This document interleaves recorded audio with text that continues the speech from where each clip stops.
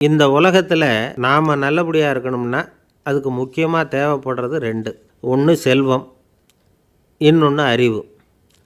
சரி, இது 2ல் சிறந்தது எது அப்படின்னு ஒரு கேள்வி கேட்டால் என்ன பதில் சொல்கிறது? இதே கேள்வியை ஹஸ்ரத் அலி அவர்கள்கிட்ட கேட்டாங்களாம். அவர் ஒரு பெரிய அறிஞர். கேள்வி கேட்டவங்களும் சாதாரண ஆட்கள் இல்லை, இவங்களும் அறிஞர்கள். ஒரு நாள் ஹஸ்ரத் அலி அவர்கள்கிட்ட 10 அறிஞர்கள் வந்தாங்களாம். ஐயா, நாங்கள் 10 பேரும் உங்ககிட்ட ஒரே கேள்வியை தான் கேட்க வந்திருக்கிறோம். ஆனால் எங்கள் 10 பேருக்கும் நீங்கள் தனித்தனியாக பதில் சொல்ல முடியுமா அப்படின்னு கேட்டிருக்காங்க. அதாவது அவங்க ஒரே கேள்விக்கு இவர்கிட்ட இருந்து 10 விதமான பதில் எதிர்பார்க்குறாங்க. சரி கேளுங்க, என்ன கேள்வி அப்படின்னார் அவர். அப்போ தான் அவங்க கேட்டாங்களாம், செல்வம், அறிவு இது 2ல் சிறந்தது எது? இதுதான் கேள்வி. ஹஸ்ரத் அலி என்ன பண்ணார் தெரியுமா? அவங்கள ஒவ்வொருத்தராக கூப்பிட்டார். ஒவ்வொரு விதமான பதிலை சொல்லி அனுப்புனார். முதல்ல ஒருத்தரை கூப்பிட்டார், சொன்னார், அறிவுங்கிறது தீர்க்கதரிசிகள், ஞானிகள், மகான்கள் இவங்களோட பரம்பரை சொத்து. ஆனால் செல்வங்கிறது கொடுங்கோலரின் ஆயுதம். அதனால் அறிவு தான் சிறந்தது அப்படின்னார். 2வது ஆளை கூப்பிட்டார். உங்ககிட்ட செல்வம் இருந்தால் நீங்கள் தான் அதை காப்பாற்றணும். ஆனால் அறிவு உங்களை எப்பவும் காப்பாற்றும். ஆகவே அறிவு தான் சிறந்தது அப்படின்னார். 3வது ஆளை கூப்பிட்டார். செல்வந்தனுக்கு எப்போதும் விரோதிகள் அதிகம், ஆனால் அறிஞனுக்கு நண்பர்கள் அதிகம். அதனால் அறிவு தான் சிறந்ததுன்னார். அடுத்தவரை கூப்பிட்டார். செல்வம் அடுத்தவங்களுக்கு கொடுக்க கொடுக்க குறையும், ஆனால் கல்விங்கிறது அதிகரிச்சுக்கிட்டே வரும், கொடுக்கறதுனால குறையாது. அதனால் அறிவு தான் சிறந்ததுன்னார். இன்னொருத்தரை கூப்பிட்டார். அறிவுள்ளவன் எப்பவும் அதை அடுத்தவங்களுக்கு வாரி வழங்கிக்கிட்டே இருப்பான். அதனால் அவங்ககிட்ட தாராளத்தன்மை இருக்கும். ஆனால் செல்வந்தன்கிட்ட கஞ்சத்தனம் தான் இருக்கும். அதனால் அறிவு தான் சிறந்ததுன்னார். 6வது நபரை கூப்பிட்டார். செல்வத்தை கள்வர்கள் திருடிக்கிட்டு போக முடியும், ஆனால் அறிவை அப்படி திருடிக்கிட்டு போக முடியாது அப்படின்னார். 7வது நபரை கூப்பிட்டார். செல்வம் கால ஓட்டத்தில் அழிஞ்சிரும், ஆனால் அறிவை கால ஓட்டம் ஒன்றும் பண்ண முடியாது. ஆகவே அறிவே சிறந்ததுன்னார். 8வது ஆளை கூப்பிட்டு சொன்னார், செல்வத்துக்கு எப்பவும் எல்லை உண்டு, நிறை உண்டு, அளவு உண்டு, கணக்கு உண்டு. ஆனால் அறிவுக்கு அப்படிப்பட்ட எல்லை எதுவும் கிடையாது. அதனால் அதுதான் சிறந்ததுன்னார். அடுத்தவனை கூப்பிட்டார். செல்வம் உள்ளத்தில் உள்ள ஒளியை போக்கிவிடும், இருட்டை உண்டாக்கிவிடும், விரிந்த மனப்பான்மையை குறுகலாக்கிவிடும். ஆனால் அறிவு அப்படி இல்லை, இருண்ட உள்ளத்தில் ஒளியை பாய்ச்சி அதை விசாலப்படுத்துது. அதுதான் சிறந்ததுன்னார். கடைசியாக 10வது நபரை கூப்பிட்டார். செல்வம் மனசில் செருக்கை உண்டாக்குது, ஆணவத்தை ஏற்படுத்துது. அதனால் நானே கடவுள்னு நினைக்கிற அளவுக்கு மனுஷனை தாழ்த்தி விடுது. ஆனால் அறிவு பணிவையும் பண்பாட்டையும் வளர்க்குது. அதனால் அறிவு தான் சிறந்ததுன்னார். ஆக இப்படி 10 பேருக்கும் 10 விதமாக பதில் சொன்னது மூலமாக ஹஸ்ரத் அலி அவர்கள் அறிவு தான் செல்வத்தை விட சிறந்தது அப்படிங்கிறதுக்கு 10 காரணங்களை சுட்டி காட்டியிருக்கார். அந்த அறிஞர் 10 பேர் கேட்ட ஒரே கேள்விக்கு 10 பதில் சொன்னார். நமக்கு வேண்டிய ஒருத்தர் 10 பேர் கேட்ட கேள்விக்கு ஒரே பதில் சொல்லி சமாளித்தார். கேள்வி என்ன தெரியுமா? என்கிட்ட வாங்கின கடனை எப்போயா திருப்பி கொடுக்க போகிறேன்? இதுதான் அந்த 10 பேரும் கேட்ட ஒரே கேள்வி. இந்த மாதம் 26ஆம் தேதி தந்துடுறேன் அப்படிங்கிற ஒரே பதில் சொல்லி அவ்வளவு பேரையும் இவர் அனுப்பி வச்சுட்டாராம். எல்லாரும் போனதுக்கப்புறம் இவரை தனியாக கூப்பிட்டு கேட்டிருக்கிறாங்க. அது என்ன சார் கணக்கு, 26ஆம் தேதி அன்னைக்கு என்ன அதிசயம் நடக்க போகுது அப்படின்னு கேட்டிருக்காங்க. அதிசயம் அன்னைக்கு இல்லை, அதுக்கு நாளே நடக்க போகுதுன்னாராம். விவரமாக சொல்லுங்கன்னு இருக்காங்க. வேறு ஒன்றும் இல்லைங்க, 26ஆம் தேதி தானே எல்லாரையும் வர சொல்லியிருக்கிறேன், அதுக்கு நாளே நான் புறப்பட்டு தலைமறைவாயிட போகிறேன் அப்படின்னாராம். ரொம்ப பெருமையாக. ஒரு காடு, அங்கே அயோத தௌமியர் அப்படின்னு ஒரு தபோதனர். அவர் பல மாணவர்களை ஒன்றா சேர்த்து ஒரு குருகுலம் நடத்திக்கிட்டு இருக்கிறார். பல தரப்பட்டவங்க, பல திறப்பட்டவங்க மாணவர்கள் அதில் சேர்ந்து படிச்சுக்கிட்டு இருக்கிறாங்க. பாஞ்சால ராஜகுமாரன் ஒருத்தனும் அந்த குருகுலத்தில் சேர்ந்து படிச்சுக்கிட்டு இருக்கிறான். அவன் பேர் ஆருணி. பெரிய இடத்து புள்ள, இருந்தாலும் படுப்பில் ரொம்ப கெட்டிக்காரனாக இருந்தான். அவன் தான் அங்கே முதல் மாணவன். ஒரு நாள் குருநாதர் அந்த அரசகுமாரனை கூப்பிட்டார். நம்ம குருகுலத்துக்கு சொந்தமான வயலில் தண்ணீர் பெருகி வெள்ளம் பயிரை அழிக்குதான், அதனால் நீ போய் மடையை அடைச்சிட்டு வந்துடும் அப்படின்னார். அந்த அரசகுமாரன் உடனே புறப்பட்டான். குருநாதர் சொல்லிட்டார்ல, உடனே புறப்பட்டான். நான் பெரிய இடத்து பிள்ளையாச்சே, ராஜகுமாரனாச்சே, ரொம்ப செல்வாக்கூட வளர்ந்தவனாச்சே, நான் போய் வயலில் இறங்கி வேலை செய்கிறதா அப்படின்னுலாம் அவன் நினைக்கல. குருநாதர் கட்டளையை நிறைவேற்ற வேண்டியது நம்ம கடமை அப்படின்னு நினச்சான். உடனே ஒரு மண்வெட்டியை தூக்கி தோளில் வச்சுக்கிட்டு புறப்பட்டு போயிட்டான். வயலுக்கு போனான். பார்த்தான், தண்ணி கரையை உடச்சிக்கிட்டு வயலுக்குள்ளே ஏகமாக பாஞ்சிக்கிட்டு இருக்குது. இவன் மண்வெட்டியால் களிமண்ணை புல்லோடு சேர்த்து புல் பற்ற மாதிரி வெட்டி வெட்டி போட்டான். இருந்தாலும் மடையை அடைக்க முடியல. தண்ணி அதை மீறி வந்துக்கிட்டே இருக்குது. தண்ணி வேகமாக வயலுக்குள்ளே போய்கிட்டே இருக்குது. போடுற பத்தையெல்லாம் கரைஞ்சி கரைஞ்சி போயிட்டுருக்கு. இருந்தாலும் இவன் தன்னுடைய முயற்சியை கைவிடலை. வெட்டி வெட்டி போட்டுக்கிட்டே இருக்கிறான். காலையில் அங்கே போனவன் சாயந்தரம் வரைக்கும் இப்படி செஞ்சுக்கிட்டு இருக்கிறான். உடம்பும் மனசும் ரொம்பவும் சோர்ந்து போச்சு. இருந்தாலும் குருநாதர் இட்ட கட்டளையை நிறைவேற்றாமல் இருக்கிறோமேங்கிற ஒரு குறை அவனுக்கு இருக்குது. குரு கட்டளையை நிறைவேற்றாத நான் இன்னமும் இருக்கணுமா அப்படின்னு யோசனை பண்ண ஆரம்பிச்சிட்டான். என்ன செய்யலாம்னு பார்த்தான். நம்ம குருநாதர் இட்ட பணிக்காக இந்த உடம்பையே தியாகம் பண்ணலாம் அப்படின்னு முடிவு பண்ணான். தண்ணி பாயுதில் அதுக்கு குறுக்க விழுந்து அப்படியே மடையை அடைச்சிக்கிட்டு அப்படியே படுத்துட்டான். இது மற்றவங்களுக்கு தெரியாது. அன்னைக்கு ராத்திரி ஒரு விளக்கு முன்னாடி உட்காந்து குருநாதர் பிள்ளைங்களுக்கு பாடம் சொல்லி கொடுத்துக்கிட்டு இருக்கிறார். வரிசையில் இருக்கக்கூடிய ராஜகுமாரனை காணலை. நம்ம ஆருணி எங்கே போனா அப்படின்னு சொல்லி மற்ற மாணவர்களை விசாரித்தார். இப்போ அவங்க சொன்னாங்க, சுவாமி அவன் காலையில் வயலுக்கு மடையை அடைக்கிறதுக்காக போனான், நீங்கள் தான் போக சொன்னீங்க, இன்னும் திரும்பி வரல அப்படின்னு அவர் பையன். குருநாதர் உடனே ஒரு தீவெட்டி எடுத்துக்கிட்டு மாணவர்களை அழைச்சிக்கிட்டு வயலுக்கு போனார். அங்கே போய் பார்த்தா ஆளை காணும். ஆருணி ஆருணின்னு சொல்லி சத்தம் போட்டு கூப்பிட்டு பார்க்குறார். நான் இங்கே இருக்கேன் குருநாதா அப்படின்னு காலுக்கு அடியிலேருந்து ஒரு சத்தம் வருது. குனிஞ்சு பார்த்தா அவன் மடையில் படுத்துருக்குறான். என்னப்பா இதுன்னார். காலையிலேருந்து இந்த மடையை அடைச்சி பார்த்தேன் சுவாமி, முடியல, அதனால் இப்படி குறுக்க படுத்துட்டேன். என்னை தாண்டறதுக்கு பயந்து போய் தண்ணியே தேங்கி நின்றுட்டுது அப்படின்னா. அவனுடைய குரு பக்தியையும் அவனை தாண்டறதுக்கு அஞ்சு நிற்கிற தண்ணி தேக்கத்தையும் பார்த்துட்டு எல்லாரும் ரொம்ப ஆச்சரியப்பட்டு போயிட்டாங்களாம். ஆருணி எழுந்திரிச்சு வா அப்படின்னு கூப்பிட்டாரான் குருநாதர். அவன் தண்ணீரை பொழந்துக்கிட்டு எழுந்திரிச்சு வந்தானான். அதனால் அவனுக்கு உத்தாலகன் அப்படின்னு ஒரு பேர். உத்தாலகன்னா தண்ணீரை பிளந்தவன் அர்த்தம். அந்த உத்தாலகன் மாதிரி இந்த காலத்து மாணவர்களுக்கும் குரு பக்தி வேணும் அப்படின்னு சொன்னோம் ஒரு பள்ளிக்கூடத்தில். உடனே நிறைய மாணவர்கள் எழுந்திரிச்சு நின்னாங்க. சார், நீங்கள் எங்களை இன்னமும் சரியாக புரிஞ்சுக்கலன்னு நினைக்கிறோம். அன்னைக்காவது ஒருத்தன் அப்படி இருந்தான், இன்றைக்கி ஏகப்பட்ட உத்தாலகர்கள் இருக்கிறோம். எங்கள் வாத்தியார் கட்டளை இட்டால் இப்போவே அது மாதிரி வயலுக்கு போய் மடையில் குறுக்கப்படுத்துக்கிறதுக்கு இந்த வகுப்பில் உள்ள அத்தனை பேரும் தயாராக இருக்கிறோம் அப்படின்னாங்க. அப்படியா அப்படின்னு சொல்லி கேட்டோம் ரொம்ப சந்தோஷமாக. ஒருத்தன் ரொம்ப அடக்கமாக எழுந்திரிச்சான். அப்புறம் சொன்னான், ஆமாம் சார், வகுப்பில் இவர் நடத்துகிற பாடத்தை கேட்டுக்கிட்டு இருக்கிறத விட பேசாமல் போய் மடையில் படுத்துடுறது ஒன்றும் கஷ்டமான காரியமாக இருக்காது, அதனால தான் எல்லோரும் அங்கே போகிறேன்னு சொல்கிறோம் அப்படிங்கிற. ஒரு ராஜா இருந்தார். நாடு பூராவும் நிறைய மரங்களை நட்டு வளர்க்கணுங்கிறது அவரோட ஆசை. தானே அதுக்கு முன்மாதிரியாக இருக்கணும்னு நினச்சார். அரண்மனையை சுற்றி மரங்களை நட்டு வளர்த்தார். இதை பார்த்துட்டு ஜனங்களும் அவங்கவுங்க வீட்டை சுற்றி மரக்கன்றுகளை நட்டு வளர்த்தாங்க. கொஞ்ச காலத்தில் ஊர் பூரா பசுமையாக மாறிச்சு. எல்லாருக்கும் சந்தோஷமாக இருந்தது. இது ஒரு பக்கம் இருக்கட்டும். இப்போ நான் சொல்ல போகிற கதை வேறு. அதாவது அந்த ராஜா ஒரு நாள் தன்னுடைய அரண்மனையை சுற்றி இருக்கிற விதவிதமான மரங்களை எல்லாம் போய் பார்த்தார். எப்படி இருக்கிறீங்க அப்படின்னு ஒவ்வொரு மரத்துக்கிட்டையும் விசாரித்தாராம்.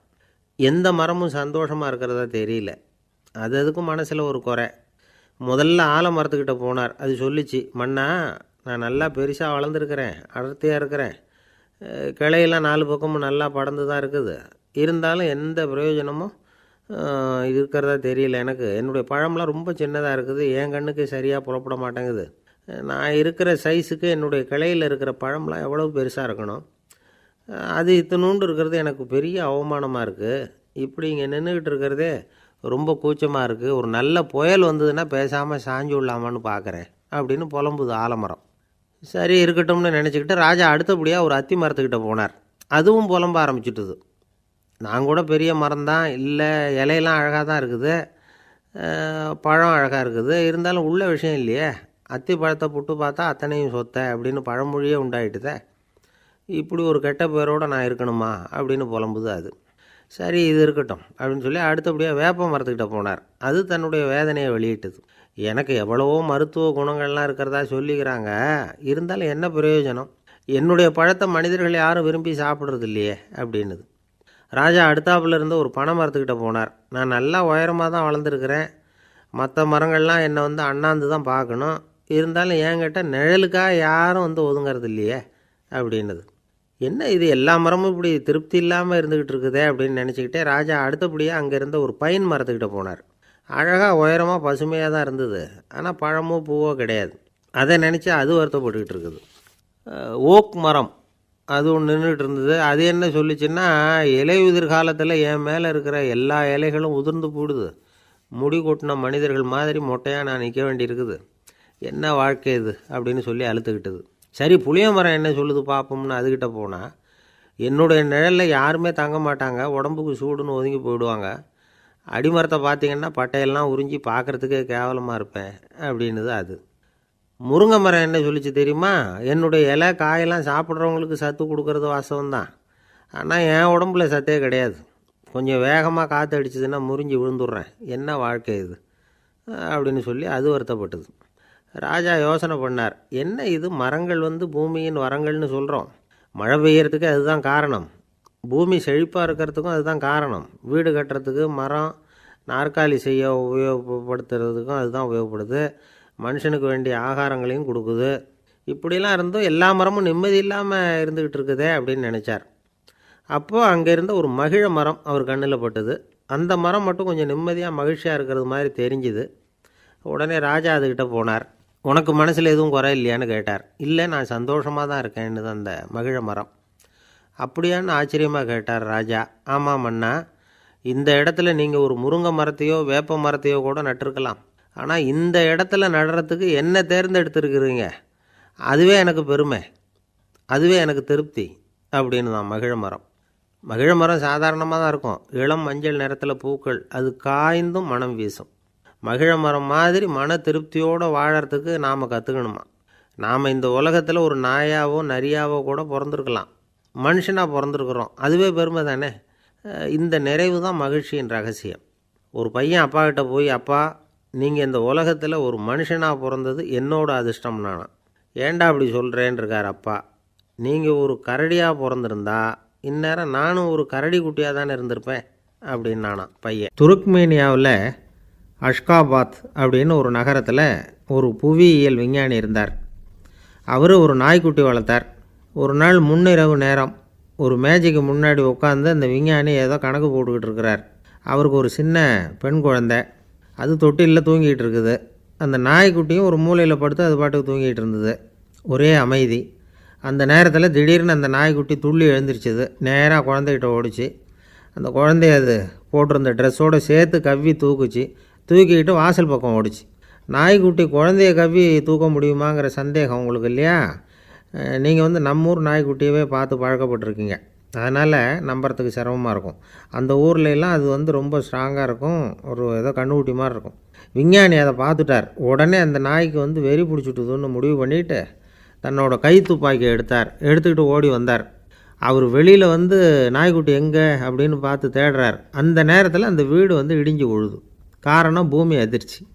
இப்படி பூமி அதிர்ச்சி உண்டாக போகுதுங்கிறது அந்த நாய்க்குட்டிக்கு முன்னாடியே தெரிஞ்சு போச்சு. அதுதான் குழந்தைய தூக்கிட்டு வெளியில் ஓடி வந்திருக்குது. அது மூலமாக அந்த குடும்பத்தையே காப்பாற்றிருக்குது அந்த நாய்க்குட்டி. இந்த சம்பவம் நடக்கிறதுக்கு 3 நாளைக்கு முன்னாடியே சில பிராணிகளுக்கு இப்படி நடக்க போகுதுங்கிறது தெரிஞ்சிருக்குதான். ஆமாம், அந்த நகரத்தில் 3 நாளைக்கு முன்னாடியே பாம்பு, பல்லி இதெல்லாம் அது தங்கியிருந்த வலையை விட்டு வெளியில் ஓடி வந்துட்டுது. அதே மாதிரி அங்கே இருந்த புறாவெல்லாம் பறந்து போயிடுச்சான். இதே மாதிரி யுகோஸ்லோவியாவில் கூட ஒரு நகரம், அங்கே ஒரு நாள் ராத்திரி ஒரு மிருக காட்சி சாலையில் திடீர்னு ஒரு பெரிய கலவரம், கூச்சல், குழப்பம். அங்கே இருந்த கழுதை, புலி, யானை, பறவை எல்லாம் கண்ணாபின்னான்னு கத்த ஆரம்பிச்சுட்டுது. நீர் யானை அதுக்குன்னு போடப்பட்டிருந்த தடுப்பையே தாண்டி குதித்து வெளியில் வந்துட்டு தான். மறுநாள் தான் எல்லாருக்கும் விஷயம் புரிஞ்சுது. அடுத்த நாள் காலையில் அங்கே பூமி அதிர்ச்சி உண்டாயிட்டுது. இப்போ பாருங்கள், அதாவது மனுஷனை போய் தீர்க்கதரிசி அது இதுன்னு சொல்லிகிட்டு இருக்கிறோம், இவனை விட அது பரவாயில்லைன்னு தோணுது. அதாவது மிருகங்கள் ஒன்று நடக்க போகுதுங்கிறத முன்னாடியே புரிஞ்சுக்குதே.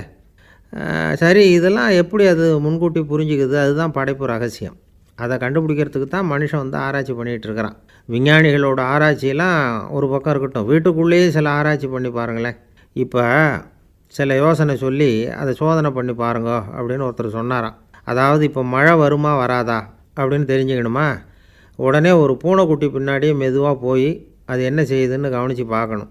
பூனைக்குட்டி தன்னோட பாதத்தினால சுகத்தில் அப்படி கீறிக்கிட்டு இருக்கும். அப்படி கீறினா கண்டிப்பாக மழை வரும். அதை பற்றின ஆராய்ச்சி தான் இன்றைக்கி. இதுக்கு ஆராய்ச்சி என்னத்துக்கு, அது தெரிஞ்ச விஷயம் தானே அப்படின்னு நீங்கள் நினைக்கலாம். ஆனால் அப்படி அலட்சியமாக இந்த விஷயத்தை விட்டுறக்கூடாது. பொதுவாக எல்லோரும் நினைக்கலாம், எது சரி எது தவறு அப்படின்னு தெரியாததுனால தான் மனுஷன் தப்பு பண்ணுறான் அப்படின்னு. ஆனால் அப்படி சொல்லிட முடியாது. மனுஷன் தெரிஞ்சே தான் தவறுகள் பண்ணுறான். இப்போ உதாரணத்துக்கு ஒரு சாலையில் இடது பக்கம் போக வேண்டிய ஒருத்தர் நடுக்கோட்டை தாண்டி வலது பக்கமாக வண்டியை ஓட்டிகிட்டு போகிறாருன்னு வச்சுக்கோங்க. என்னப்பா இது தப்பு இல்லையா அப்படின்னு அவர்கிட்ட கேட்டால், அதெல்லாம் எனக்கு தெரியும், நீ உன் வேலையை பார்த்துட்டு போ அப்படிம்பார். வலது பக்கமாக போகிறது தப்புன்னு தெரிஞ்சே தான் அவர் அப்படி செய்கிறார், அப்படி போகிறார். பெரிய உத்தியோகத்தில் இருக்கிறவங்க கூட லஞ்சம் வாங்குறாங்க. அவங்களுக்கெல்லாம் லஞ்சம் வாங்குறது தப்புன்னு தெரியலன்னு அர்த்தம். திருடுறது தப்புன்னு தெரியாமலாம் மனுஷன் திருடுறான். நல்லாவே தெரியும். நீங்கள் வேணும்னா கேட்டு பாருங்கள், வேறு வழி இல்லை அதனால தான் திருடுறேன்பா. திருடுறது ஒரு புண்ணியமான காரியம்னு திருடனே கூட சொல்ல மாட்டான். திருடுறது தவறுங்கிறது திருடனுக்கு தெரியும் அப்படிங்கிறத விளக்கிறதுக்காக ஒரு பெரியவர் ஒரு கதை சொன்னார். அதாவது 2 திருடர்கள் 2 பேரும் சேர்ந்து ஒரு வீட்டுக்கு போய் ஒரு 10,000 ரூபாயை திருடிட்டு வந்துடுறாங்க. ஒரு காட்டு வழியாக வந்துக்கிட்டு இருக்கிறாங்க. இன்னும் விடியல. 2 பேருக்கும் தூக்கம் கண்ணை சுற்றுது. சரி, இப்படியே ஒரு மரத்தடியில் படுத்து தூங்குவோம், காலையில் விடிஞ்சதும் இந்த பணத்தை 2 பேரும் பங்கு போட்டுக்குவோம் அப்படின்னு முடிவு பண்ணுறாங்க. அதே மாதிரி படுத்து தூங்குறாங்க. நடு ராத்திரியில் ஒரு திருடன் முழிச்சிக்கிறான். விடிகிற வரைக்கும் காத்துக்கிட்டு இருந்தால் 5,000 ரூபா தான் கிடைக்கும், இப்போவே கம்பி நீட்டினா 10,000 ரூபா கிடைக்கும் அப்படின்னு யோசித்து பார்த்துட்டு ஒரு முடிவுக்கு வந்தான். மெதுவாக அந்த 10,000த்தையும் சுருட்டிக்கிட்டு அடுத்தவனுக்கு தெரியாமல் ஓடி போயிட்டான்.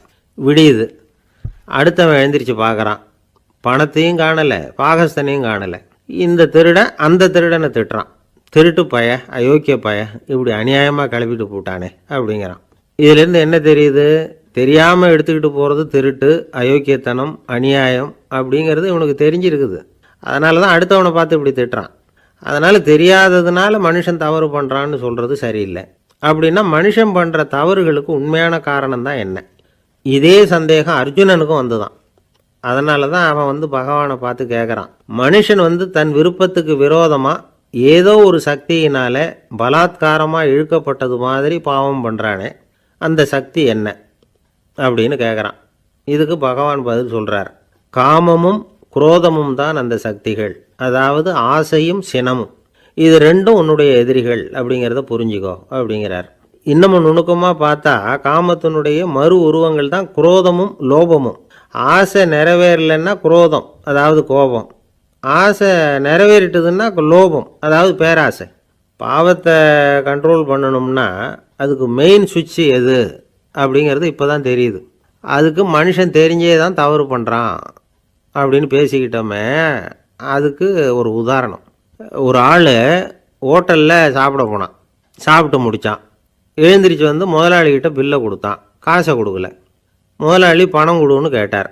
இவன் என்கிட்ட பணம் இல்லைன்னா. முதலாளி கொஞ்சம் கூட அலட்டிக்கல. உள்ளே இருந்து ஒரு ஆளை கூப்பிட்டார். இவனை கூப்பிட்டுக்கிட்டு போய் இட்லி மாவு ஆட்ட சொல்லுன்னார். இவனும் கவலைப்படாமல் உள்ளே போயிட்டான். அப்போது அழைச்சிட்டு போகிற ஆள் கேட்குறான், ஏன் சார் சாப்பிட்றதுக்கு முன்னாடி காசு இல்லைங்கிறது உங்களுக்கு தெரியாதா அப்படின்னு கேட்குறான். தெரியும், காசு இல்லைங்கிறதும் தெரியும், காசு இல்லாமல் சாப்பிட்டா மாவாட்டணுங்கிறதும் தெரியும் அப்படின்னா அந்த ஆள். அப்படின்னா நீங்கள் உங்கள் வீட்லேயே சாப்பிட்ருக்கலாமே அப்படின்னு கேட்குறான் அவன். அதுக்கு இவர் சொல்கிறாரு, அது எப்படி, அங்கே சாப்பிட்டாலும் நான் இதே வேலையை தானே செய்ய வேண்டியிருக்கும் அப்படின்னாரான். நம்மளை மாதிரி ஒரு ஆசாமி அவன் நம்மளை மாதிரியே கற்பனை பண்ணான். அதாவது நாம் தான் இந்த உலகத்தில் ரொம்பவும் கஷ்டப்படுறோம், மற்றவங்கெல்லாம் சந்தோஷமாக இருக்கிறாங்க அப்படின்னு அவன் நினச்சிக்கிட்டான். அவன் ஒரு நாள் கடவுளை வேண்டிக்கிட்டானான், சுவாமி இந்த உலகத்தில் எவ்வளவோ பேர் இருக்கிறாங்க, ஒவ்வொருத்தருக்கும் ஒவ்வொரு விதமான கஷ்டம் இருக்கலாம், ஒத்துக்கிறேன், இருந்தாலும் எனக்கு அது கொஞ்சம் அதிகமாக இருக்கிறது மாதிரி தெரியுது. அதனால் நீங்கள் எனக்காக ஒரு சின்ன உதவி செஞ்சால் போதும். அது வேறு ஒன்றும் இல்லை, என்கிட்ட இருக்கிற துயரங்களை இன்னொருத்தர் யாருக்கிட்டையாவது கொடுத்துருங்க, அவர்கிட்ட இருக்கிற துயரங்களை என்கிட்ட மாற்றி கொடுத்துருங்க, ஒரு மியூச்சுவல் ட்ரான்ஸ்ஃபர், அவ்வளவுதான், அப்படி பண்ணிவிட்டா போதும் அப்படின்னு வேண்டிக்கிட்டானான். அன்னைக்கு ராத்திரியே அவன் ஒரு கனவு கண்டிருக்கான். வானத்திலேருந்து ஒரு குரல் கேட்டிருக்கு. அது என்ன சொல்லிச்சு தெரியுமா? ஏ ஜனங்களே, எல்லாரும் அவங்கவுங்க கஷ்டங்களை ஒரு பையில் போட்டு எடுத்துக்குங்க, அப்படி எடுத்துக்கிட்டு நேராக இந்த ஊர் எல்லையில் இருக்கிற கோயிலுக்கு வந்து சேருங்க அப்படின்னுது அந்த குரல். ஆஹா, கடவுள் நம்ம பிரார்த்தனைக்கு செவி சாய்ச்சுட்டார் அப்படின்னு சந்தோஷப்பட்டான் இவன். உடனே என்ன பண்ணான், தன்கிட்ட இருந்த கஷ்டத்தையெல்லாம் ஒரு சாக்கு பையில் போட்டு எடுத்துக்கிட்டான். வீட்டை விட்டு வெளியில் வந்தான். தெருவில் இறங்கி நடக்கிறான். அங்கே பார்த்தா ஏகப்பட்ட பேர் ஆளுக்கு ஒரு பையை தூக்கிக்கிட்டு கோயிலுக்கு போய்கிட்டு இருக்கிறாங்க. சில பேர் மூட்டையாக கட்டி தலையில் சுமந்துக்கிட்டு போய்கிட்டு இருக்கிறாங்க. இவன் பார்த்தான்.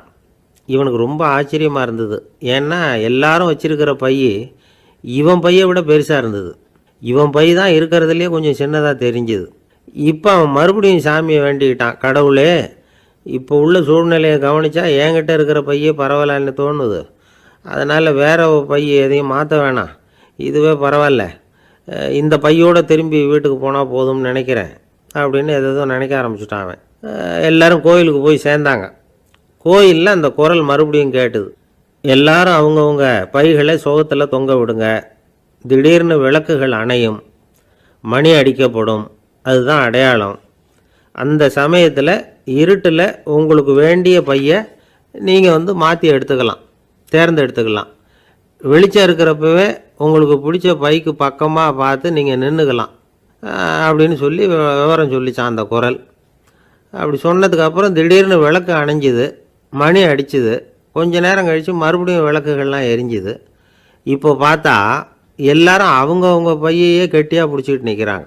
இவனும் அப்படியே நிற்கிறான். இவன் மெதுவாக பக்கத்தில் நிற்கிறவங்ககிட்ட கேட்டானா, ஏன் நீங்கள் பையை கையிலேயே வச்சுருக்கிறீங்க, செவுத்தில் மாட்டலையா அப்படின்னு கேட்டிருக்கான். இல்லைப்பா, நீ ஏன் கையிலேயே வச்சுருக்கிறியோ அதே காரணத்துக்காக தான் நாங்களும் வச்சுருக்குறோம். நம்ம கவலைகளை பற்றி நமக்கு ஓரளவுக்காவது தெரியும். ஆனால் மற்றவங்க கவலைகள் நமக்கு பரிச்சயம் இல்லாதவை, பழக்கம் இல்லாதது. அதனால் நமக்கு தெரிஞ்ச கவலைகளை சமாளிக்கிறது சுலபம். தெரியாததை சமாளிக்கணும்னா மறுபடியும் ஆரம்பத்திலேருந்து ஆரம்பிக்கணும். அதனால் பழைய நண்பர்களோடு வாழறது தான் மேல் அப்படின்னு ஆனான். அதுக்கப்புறம் அவன் தன்னோட பையே போதும்னு வீட்டுக்கு திரும்பி வந்துட்டானான். இது ஒரு பெரியவர் சொல்லியிருக்கிற கதை. கப்பல் கடலில் போய்கிட்டு இருக்கு. புயல், சூறாவளி, அலையெல்லாம் பெருசாக ரொம்ப உயரமாக உண்டாகுது. கடுமையான காற்றிலேயும் வேகமான அலைகள்லேயும் சிக்கி அந்த கப்பல் தடுமாறுது. திசை மாறி போச்சு. எந்த பக்கம் போயிட்டுருக்குறோம்னே தெரியல. அந்த கப்பலை செலுத்திக்கிட்டு இருந்த மாலுமி ரொம்ப சாமர்த்தியமாக செயல்பட்டார். தன்னுடைய அறிவாற்றலையும் திறமையையும் முழுமையாக பயன்படுத்தினார். அந்த கப்பலை கட்டுப்படுத்தினார். மெதுவாக அந்த சூறாவளியிலிருந்து கப்பலை காப்பாற்றி கரைக்கு கொண்டுட்டு வந்து சேர்த்துட்டார். மாலுமின்னு ஒருத்தர் இருந்ததுனால அந்த மரக்கலம் காப்பாற்றப்பட்டது. மாலுமின்னு ஒருத்தர் இல்லைன்னு வச்சுக்கோங்க, அந்த கப்பலோட கதி என்னவாக இருக்கும் யோசிச்சு பாருங்கள். ஒரு கோபக்காரனுடைய நிலைமையும் அப்படித்தானா. கோபக்காரன்கிறவன் ஒரு மாலுமி இல்லாத மரக்கலம் அப்படிங்கிறார் நபிகள் நாயகம். கொந்தளிக்கிற கடலில் கொடுமையான அலைகளின் உச்சியில் அது மாதிரி இதுன்னு சொல்லலை, அதை விட மோசம் இது அப்படிங்கிறார். ஏன் தெரியுமா? ஒரு கப்பல் கடலில் தடுமாறினா அதை சரிப்படுத்த மாலுமி இருக்கிறார். அவர் தன்னுடைய சாமர்த்தியத்தினால் அதை கட்டுப்படுத்தி சரியான வழிக்கு கொண்டுட்டு வந்துடுவார். ஆனால் கோபக்காரனுடைய நிலைமை அப்படி இல்லை அப்படிங்கிறார் நபிகள் நாயகம். மனித மனம் ஒரு மரக்கலம், அறிவு அதில் இருக்கிற மாலுமி. மாலுமி மரக்கலத்தை செலுத்துகிறான், அவனுக்கு கட்டுப்பட்டு அது ஓடுது. ஆனால் கோபக்காரனுங்கிற மனுஷங்கிட்ட அறிவுங்கிற மாலுமி சரியாக வேலை செய்ய மாட்டான். ஏன்னா கோபம் அந்த மாலுமியின் கண்களை அவிச்சிரும், காதுகளை கேட்காம பண்ணிவிடும். கண்ணையும் காதையும் மூடிவிட்டு கப்பலை ஓட்டுனா எப்படி ஓட்டுறது? அதனால் கோபக்காரன் மாலுமி இல்லாத மரக்கலம். இடி மின்னலில் மாட்டிக்கிட்டு கஷ்டப்படுற கப்பல் மாதிரி கஷ்டப்படுறான். பெரியவங்கள்லாம் என்ன சொல்கிறாங்க? உனக்கு கெடுதல் பண்ணவனுக்கும் நீ நன்மையை செய், எவருடைய விருப்பு வெறுப்பையும் பொருட்படுத்தாதே. பரம எதிரிக்கும் நீ நன்மை செய்ய ஆரம்பித்தா உன்னுடைய தூய நிலையை பார்த்துட்டு அவனும் உனக்கு நெருக்கமான நண்பனாக ஆயிடுவான். இதுதான் பெரியவங்க நமக்கு சொல்லியிருக்கிறது. புனித குரான் சொல்கிறது என்ன? தீமையை நன்மையை கொண்டே நீர் தடுத்து கொள்ளும் அப்படின்னு சொல்லப்பட்டிருக்கு. அதில் இன்னா செய்தாரை ஒருத்தல் அவர் நாண நன்னயம் செய்து விடல் அப்படிங்கிறார் திருவள்ளுவர். செல்வந்தர் ஒருத்தர்கிட்ட ஒரு சிறுவன் ஆடு மேய்ச்சிக்கிட்டு இருந்தானா. பெரியவர் அவனை கூப்பிட்டு, நீ நேராக போய் ஒரு ஆட்டில் உள்ள ரொம்ப நல்ல பகுதி எதுவோ அதை எடுத்துக்கிட்டு வா அப்படின்னாரான். இவன் போனான். ஒரு ஆட்டு உடம்புல இருந்த நாக்கு, இருதயம், இது ரெண்டையும் எடுத்துகிட்டு கொடுத்தானான். பெரியவர் வாங்கி பார்த்தார். அதுக்கப்புறம் இப்போ நீ போய் இன்னொரு ஆட்டில் இருக்கிற ரொம்ப கெட்ட பகுதி எதுவோ அதை எடுத்துகிட்டு வா அப்படின்னாராம். இவன் போய் எடுத்துகிட்டு வந்தான். அவன் கையில் இருந்தது மறுபடியும் அதே மாதிரி நாக்கு, இருதயம், இது ரெண்டும் தான். என்னது இப்பவும் அதையே கொண்டுட்டு வந்திருக்கிற அப்படின்னாராம் பெரியவர். இவன் சொன்னானா, ஒரு உடம்பில் உள்ள ரொம்ப நல்ல பொருளும் இது தான், ரொம்ப கெட்ட பொருளும் இது தான் அப்படின்னானா.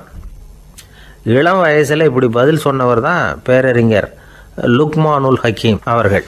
கோபப்படாமல் இருந்தால் இது ரெண்டும் நல்லா வேலை செய்யும், கோபப்பட்டால் இது ரெண்டும் மோசமாக வேலை செய்யும்.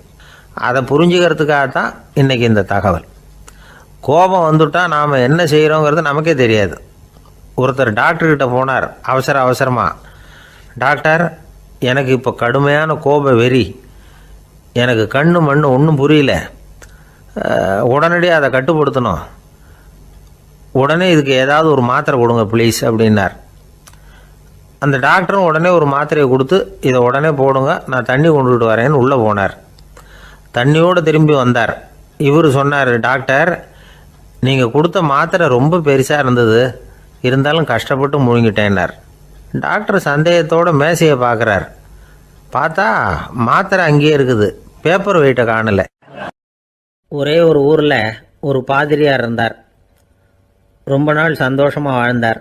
ஒரு நாள் அவர் மடத்து சமையல் அறையில் பாத்திரங்களை கழுவி துலக்கி சுத்தப்படுத்திக்கிட்டு இருந்தார். அந்த சமயத்தில் ஒரு தேவதூதன் அவர் முன்னாடி வந்து நின்னான். இவர் நிமிர்ந்து பார்த்தார். ஆண்டவர் என்னை உங்ககிட்ட அனுப்பியிருக்கிறார், பரலோகத்தில் வாசம் செய்யறதுக்கு உங்களுக்கு நேரம் வந்துட்டுது அப்படின்னு அந்த ஆள். ஆண்டவருக்கு என்னோட ஞாபகம் வந்ததுக்கு நன்றி. ஆனாலும் இப்போ இங்கே நீயே பாரு, எவ்வளவு பாண்டங்கள் பாக்கி இருக்கு, இவ்வளவையும் நான் சுத்தப்படுத்த வேண்டியிருக்கு. நான் நன்றி கெட்டவனாக இருக்க விரும்பலை. இந்த பணியை முடிக்கிற வரைக்கும் என்னுடைய பரலோக வாழ்வை தள்ளி வைக்க முடியுமா? நீ என்ன நினைக்கிற அப்படின்னு கேட்டார். தேவதூதன் தனக்கே உரிய விவேகத்தோட அன்போட பாதிரியாரை பார்த்தான். சரி, என்ன செய்யலாம்ங்கிறத அப்புறம் சொல்கிறேன் அப்படின்னு சொல்லிவிட்டு புறப்பட்டு போயிட்டான். ஒரு நாள் அந்த பாதிரியார் தோட்டத்தில் உள்ள களைகளை எல்லாம் ஒரு களை கொத்தியால் கொத்தி களை எடுத்துக்கிட்டு இருக்கிறார். அந்த சமயத்தில் இந்த தேவதூதன் மறுபடியும் அவர் முன்னாடி நிற்கிறான். பாதிரியார் பார்த்தார். இதை பாரு, இந்த தோட்டம் பூராவும் எவ்வளவு களை மண்டி கிடக்கு, பரலோகம் கொஞ்ச காலம் எனக்காக பொறுத்திருக்கலாம்னு நீ நினைக்கிறியா அப்படின்னு கேட்டார். தேவதூதன் சிரிச்சுக்கிட்டே மறுபடியும் மறைஞ்சிட்டான். மறுபடியும் அவர் களை எடுக்கிறது, தானிய களஞ்சியத்துக்கு வர்ணம் பூசுறது, இப்படிப்பட்ட வேலைகளில் ஈடுபட்டிருக்கார். இன்னொரு நாள் ஒரு மருத்துவமனையில் நோயாளிகளை கவனிச்சுக்கிட்டு ரொம்ப தீவிரமாக இருக்கிறார் அந்த பாதிரியார்.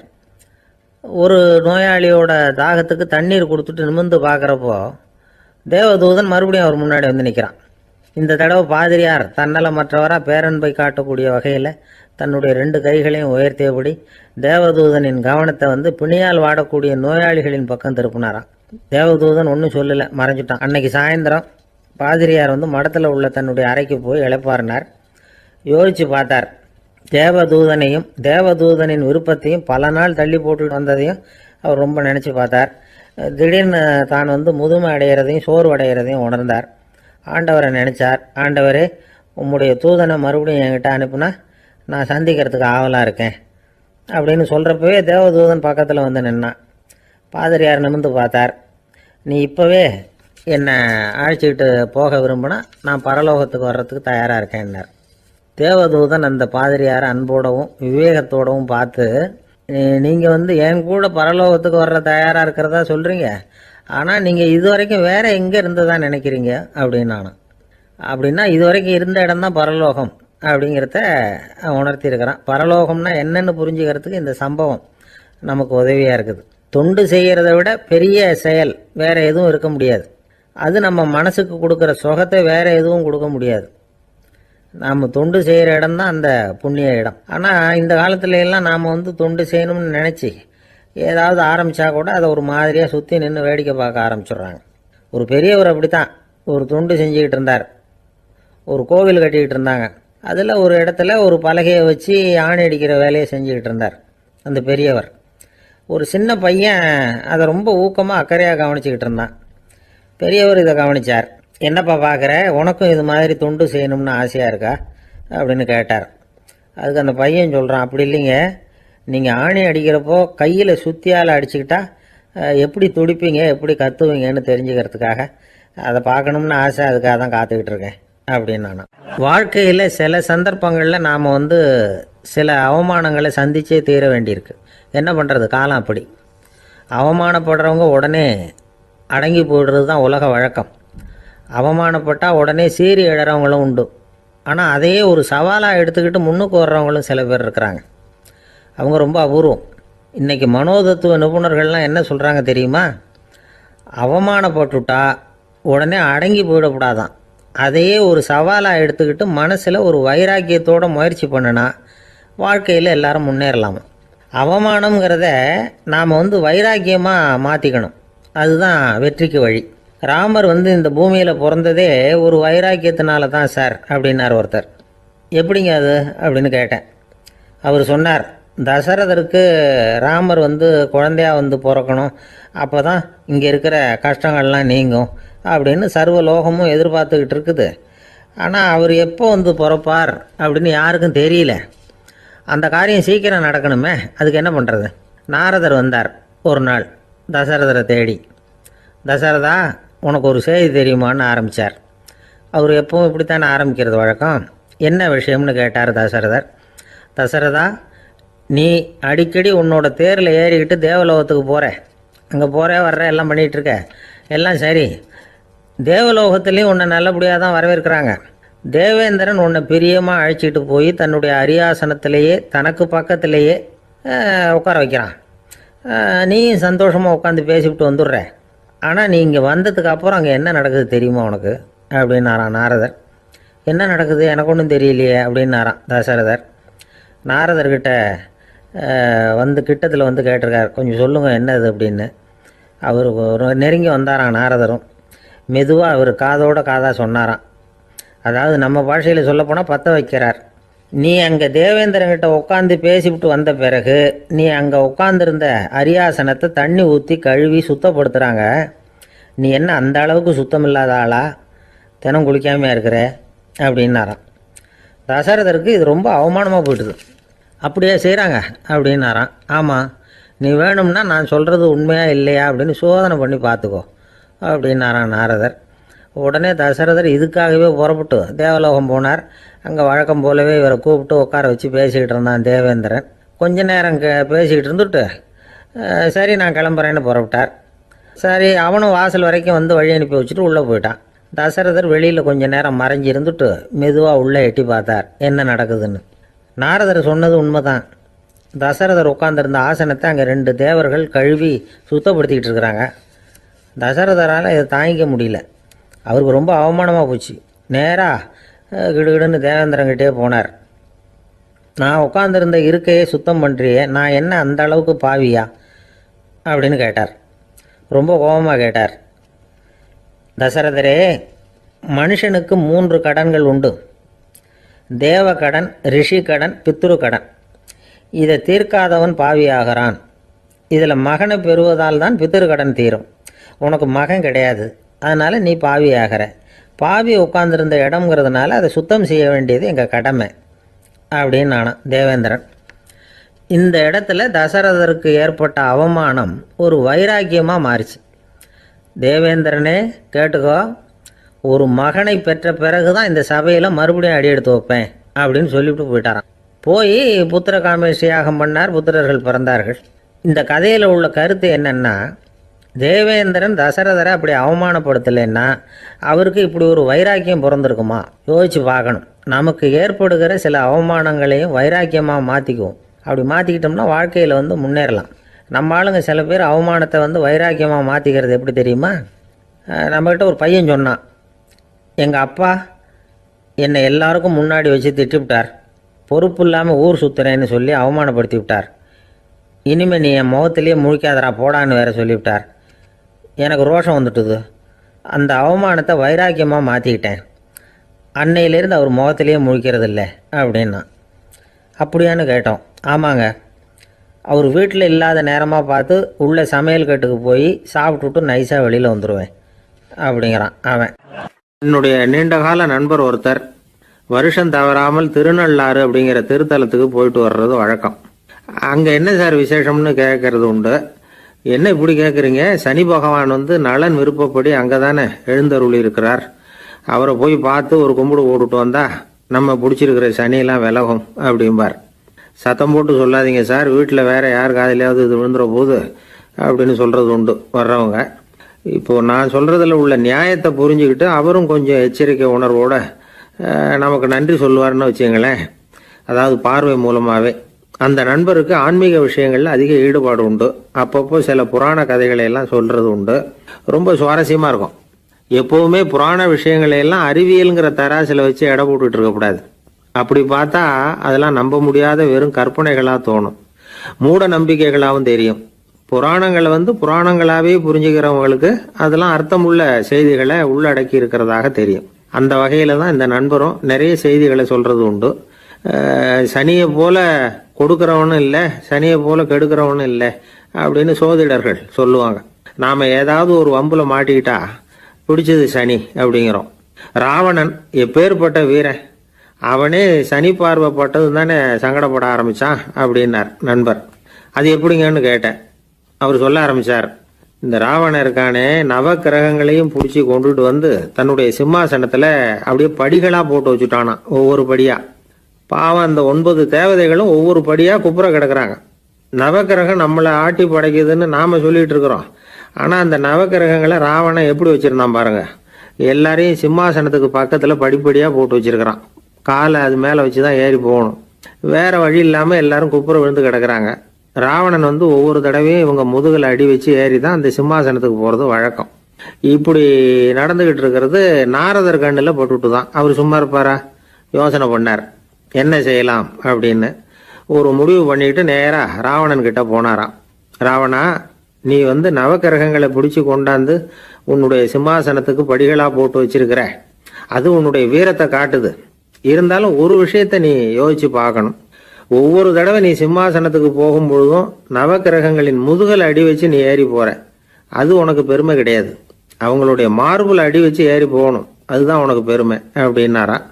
இவர் சொல்றதும் சரிதானே அப்படின்னு யோசிச்சிருக்கான் ராவணன்.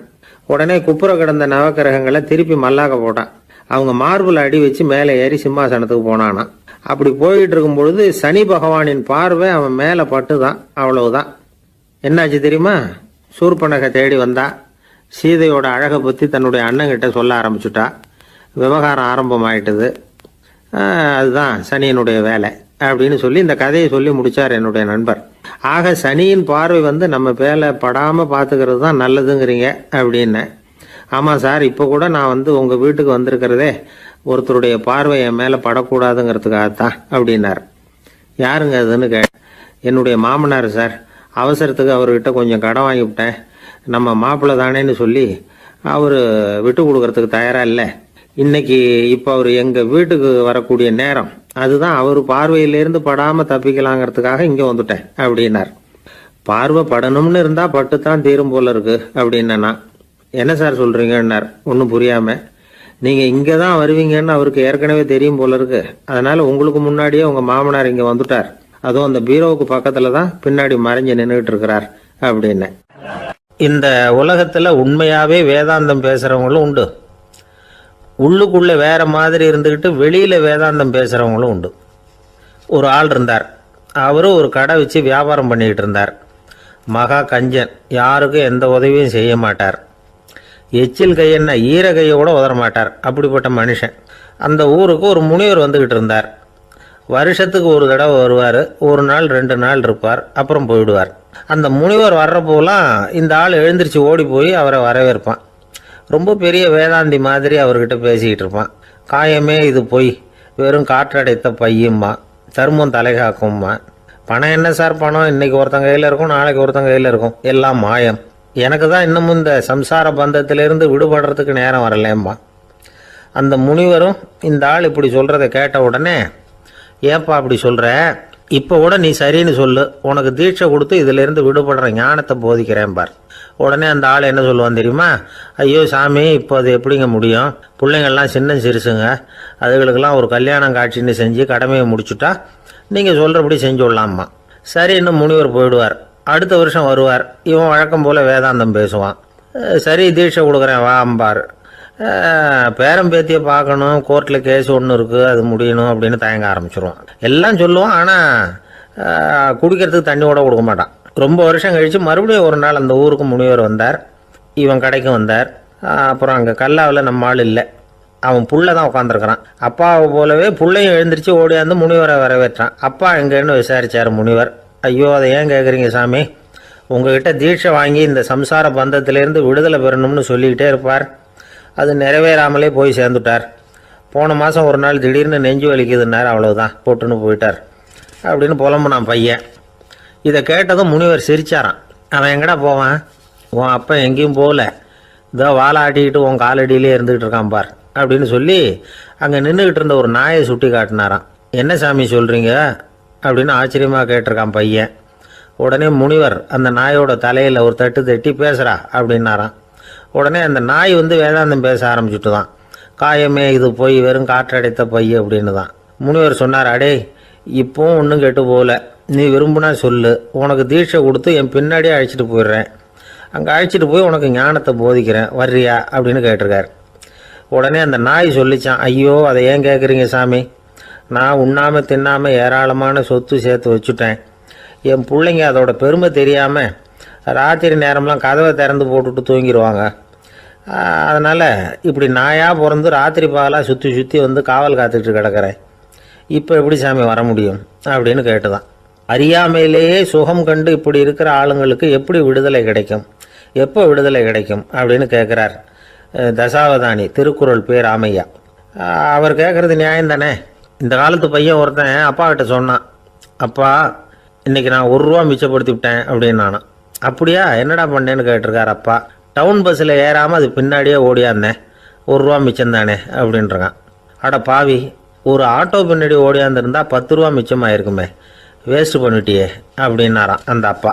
அவரோட தலை ஒரு சன்னியாசியின் பாதத்தில் படுறதா அப்படின்னு நினச்சி ரொம்ப கவலைப்பட்டார். அரண்மனைக்கு திரும்பினதும் அமைச்சர் மெதுவாக ஆரம்பித்தார், அரசே எனக்கு ரொம்ப வருத்தமாக இருக்குது அப்படின்னார். எதுக்குன்னார் மன்னர்.